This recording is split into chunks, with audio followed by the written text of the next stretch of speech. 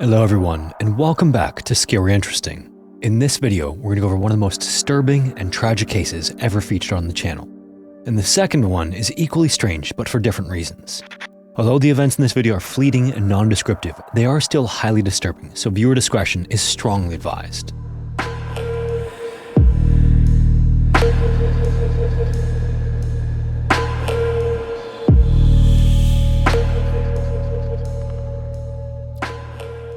The building at 5635 Clemens Avenue was a forgotten skeletal ruin of brick tucked into a quiet corner of North St. Louis.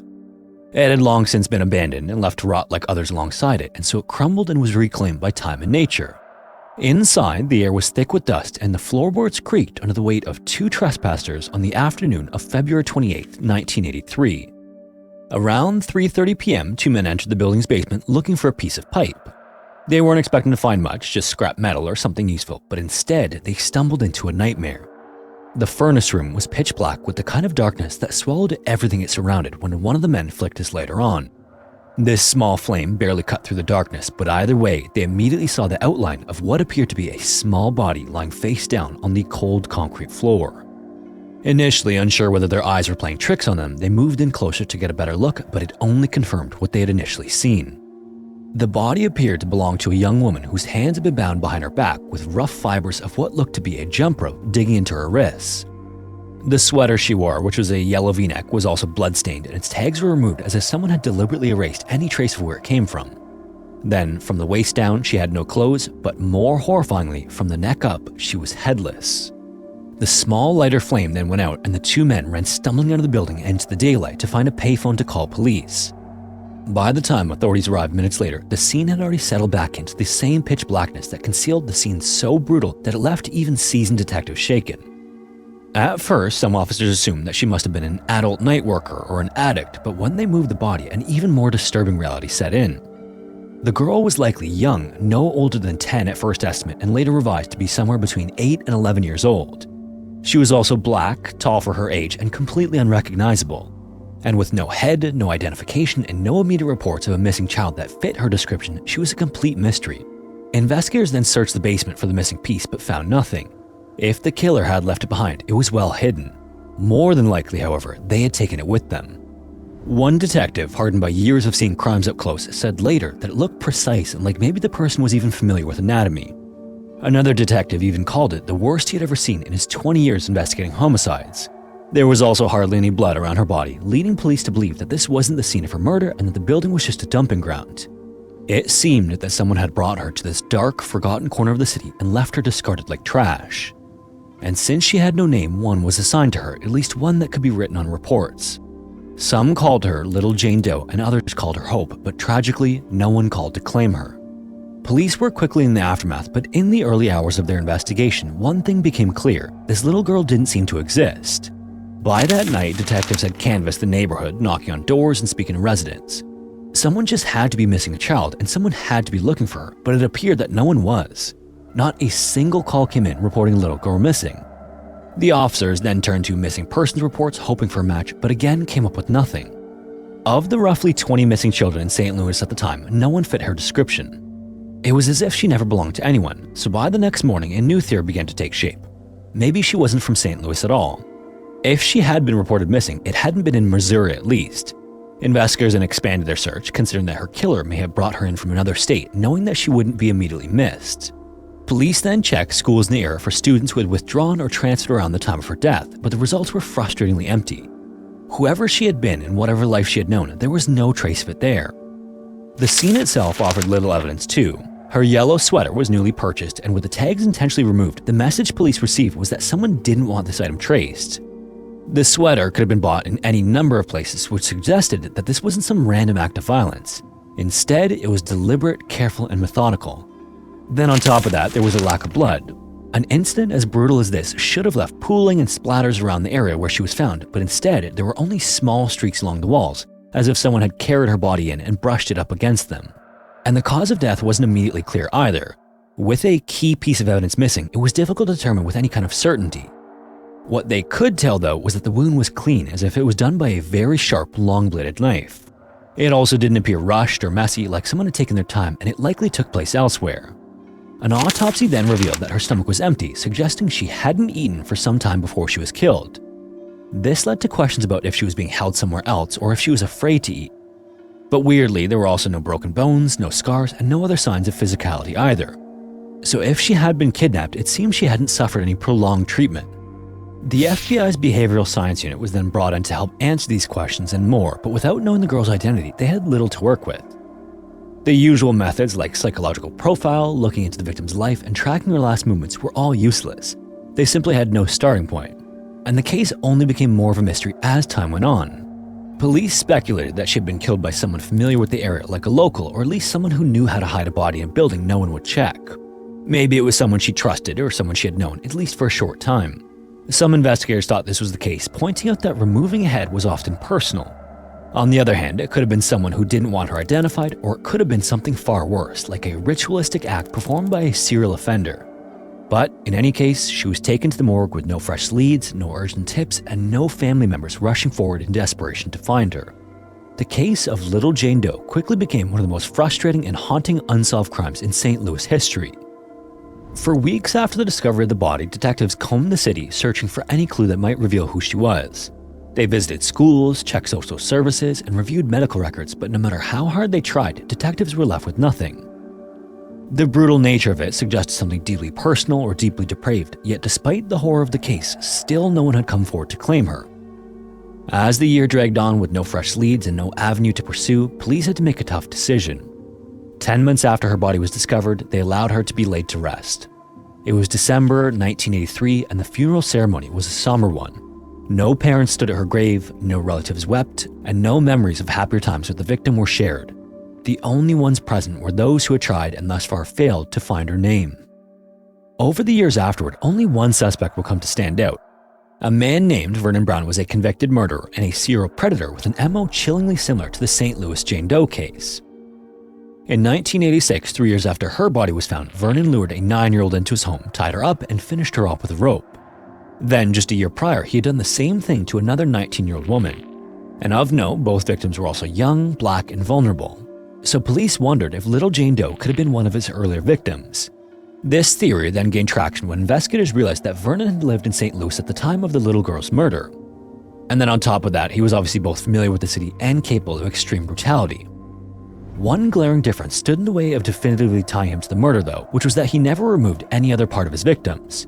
So, even as he sat on death row and investigators pressed him for answers, Vernon never confessed to Little Jane Doe's murder. And if he had killed her, he took the truth with him. On May 18, 2005, Vernon received the death penalty. For 30 years, the case remained frozen in time with no new leads or suspects and nothing further on Little Jane Doe's identity. To make things worse, when she'd been buried, the burial took place at Washington Park Cemetery, which was a cheap, rundown graveyard that had been left to neglect and decay. The cemetery was in complete disrepair, overgrown with weeds, and with its records incomplete. So just as she had been in life, it seemed she had been forgotten in death. And this was of the utmost importance in 2013 as investigators saw a glimmer of hope in the potential of DNA testing. If her bones held traces of minerals from the water and food she consumed, scientists could determine where regionally she had lived most of her life. There was a big problem though. When investigators arrived at the Washington Park Cemetery, they couldn't find her grave. At some point over the years, her burial records had been lost or misplaced. The cemetery had also deteriorated so much since her burial that her remains weren't where they thought they should be. And police obviously couldn't just go digging up every grave in the cemetery, but in a rare stroke of luck in the case, they wouldn't have to. A 23-year-old researcher named Abby from Washington University took it upon herself to solve the problem. Using old newspaper photos from the funeral and satellite images from the U.S. Geological Survey, Abby was able to pinpoint the correct location of the grave. Once the girl's remains were exhumed, scientists began conducting the tests, and results became available for police to review. The isotopic analysis then revealed that the little girl had likely spent her entire life in the southeastern United States, in one of 10 states the results listed. This was the first real clue about where she had come from, but still, there were no missing person reports, DNA matches in any databases, or records to suggest who she was. So, even with science providing new leads, she remained unidentified and still does to this day. After her body was examined, Little Jane Doe was laid to rest again, but this time at a different cemetery in a section designated for unidentified and abandoned children. Her case still lingers in the cold case files of the St. Louis Metropolitan Police Department. Whether we pay close attention or not, the concept of coincidence is something we all experience in some form or fashion pretty regularly. Defined as a striking occurrence of two or more events at one time, apparently by mere chance, coincidences can sometimes be so subtle that we may not even notice them. Other instances, however, can drive us to question everything we know about the world we live in. This is the simplest answer when reality twists itself into something too unsettling to ignore. Like, for example, maybe you think about a friend you haven't talked to in a while, only for that person to suddenly and unexpectedly reach out. Or maybe you go on vacation hundreds of miles from home and run into someone you know. Coincidence allows us to explain away the impossible and convince ourselves that life is nothing more than a collection of random, unconnected moments. And most of the time, these explanations are enough, but every so often a pattern emerges that refuses to be dismissed so easily, and coincidence becomes something much more. Erdington is a quiet suburb of Birmingham, England, and is not exactly the type of place you might expect to be at the center of a historical coincidence so profound that it still hangs over the community after more than 200 years. It was once just a rural village and became a convenient stop for travelers going between Chester and London in the 18th and 19th centuries. The morning of May 27, 1817 was a day that began like any other in Erdington. The sun rose over the fields, the air was crisp, and the town's laborers set out for another day of work. As one man made his way across a familiar stretch of land, however, something unusual caught his eye. Near a pit filled with water lay a bundle of clothing, a hat, and a single woman's shoe stained with blood. Alarmed by this, he called for help, and soon locals gathered to investigate. Together, they dragged the pit with rakes, and within moments, their worst fears were realized. The body of Mary Ashford emerged from the dark pool, her arms bruised and her dress torn, which were the unmistakable signs of an assault before her death. Mary had spent the last evening of her life in celebration. At 20 years old, she was a woman with many admirers and was known for her kindness and beauty. She worked as a housekeeper for her uncle, a farmer in Langley Heath, and spent her days tending to domestic tasks. The day before, so on May 26, was a holiday known as Whit Monday, and the annual feast and dance at a local pub known as the Tyburn House was an event that drew people from all over. Mary had arranged to attend the event with her friend Hannah, and earlier that day she stopped by Hannah's home to drop off a fresh set of clothes for the night ahead. After finishing her work, Mary returned to Hannah's place, changed into her party dress, and by 7:30 p.m. the two friends arrived at the pub, eager to join the festivities already underway. The dance afterward was lively, and Mary quickly caught the attention of a 24-year-old man from Castle Bromwich named Abraham Thornton. He was a man that split opinions, with some describing him as handsome while others found him coarse and unappealing. What was clear, though, was that he had a strong interest in Mary. According to one account, he made a bold claim to another partygoer that evening, boasting that he had already been intimate with Mary's sister and would soon be intimate with Mary as well. Whether or not he said those words, what is known is that he was particularly attentive to Mary throughout the night. And Mary, for her part, didn't seem to mind his company, and as the evening wore down, she prepared to leave with him. At midnight, Mary, Hannah, Abraham, and another young man, Benjamin, left the dance together. They walked along Chester Road until the group splintered, with Hannah returning home, Benjamin returned to the dance, and Mary continuing on with Abraham. Around 2:45 that morning, a laborer saw Abraham and a woman walking together along the road. He greeted them, but the woman kept her head down. Then at 4 a.m., Mary arrived back at Hannah's home to change out of her dress and into her work clothes. And when she arrived, she seemed calm, even cheerful. Hannah, curious about Mary's whereabouts, asked where she had been, to which Mary replied that she had spent time with Abraham, but that he had left some time ago. She then gathered her belongings, explaining that she needed to hurry because her uncle would be leaving for the market soon, and then she stepped out into the night. This was the last time Hannah would see her alive. By 8 a.m., just a few hours later, the town was in chaos. Two factory workers retracing Mary's likely path discovered fresh footprints in the newly harrowed field near the pit.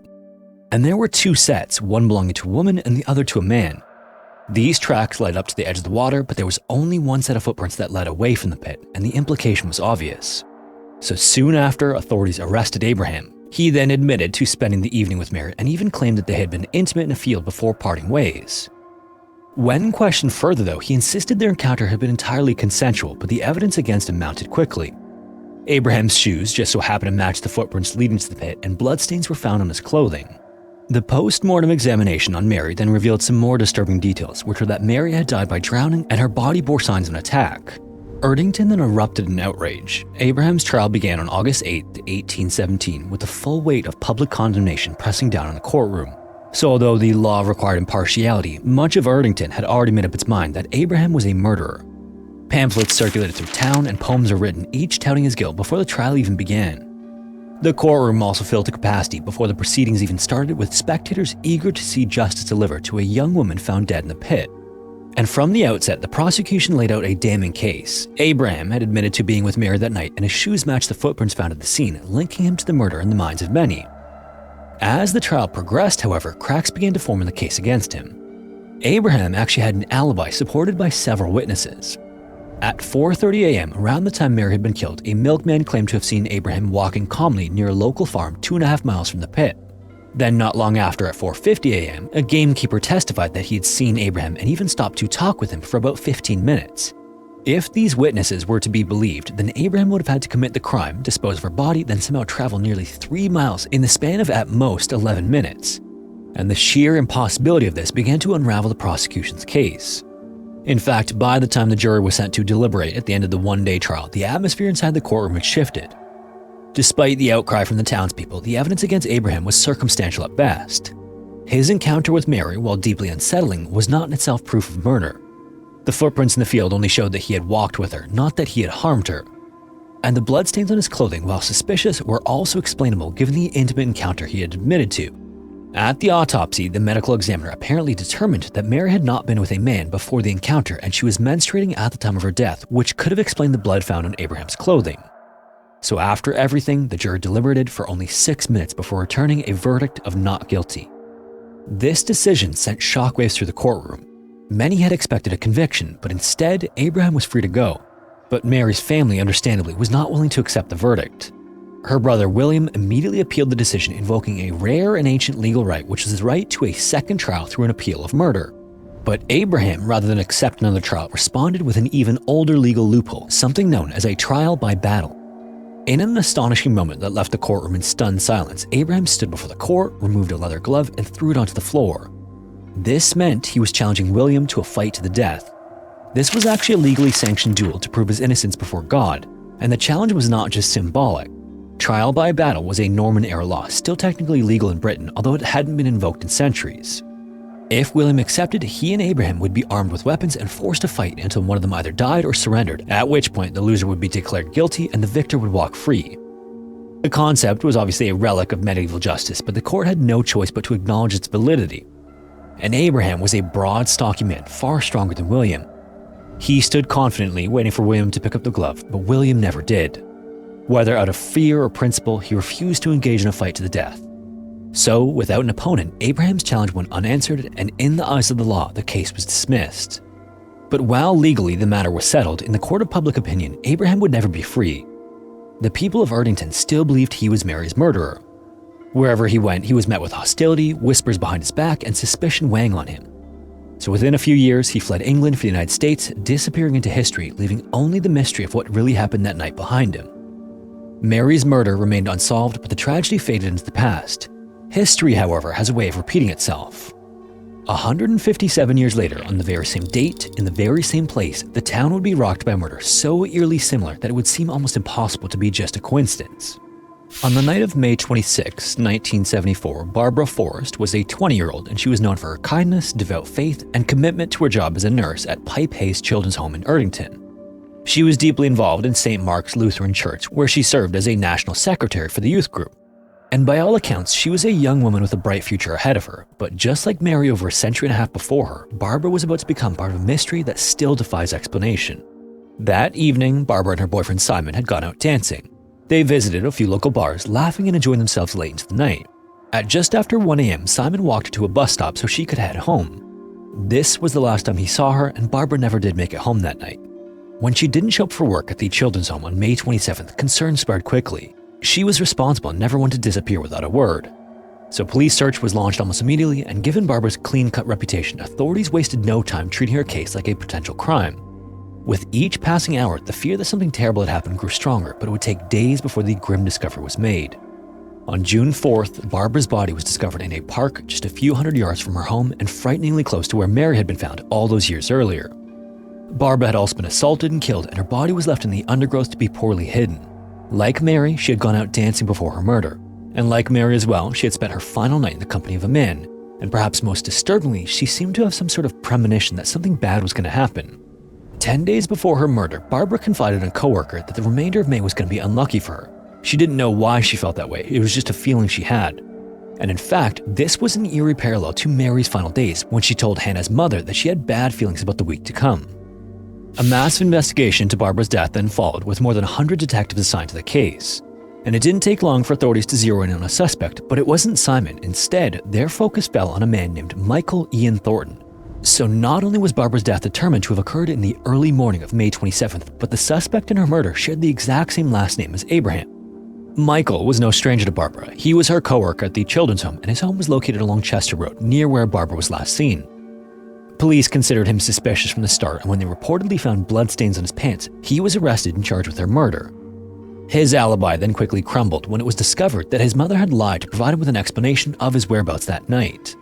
And with Barbara's reputation as a respectable, religious young woman, public anger over the crime was swift and severe. The town of Erdington again wanted justice. It seemed unthinkable that a murder of another 20-year-old woman on the exact same date, in the exact same area, under eerily similar circumstances could happen again, and that the killer would go unpunished. But just like in 1817, justice would prove elusive. When Michael's case went to trial, the evidence against him simply wasn't strong enough.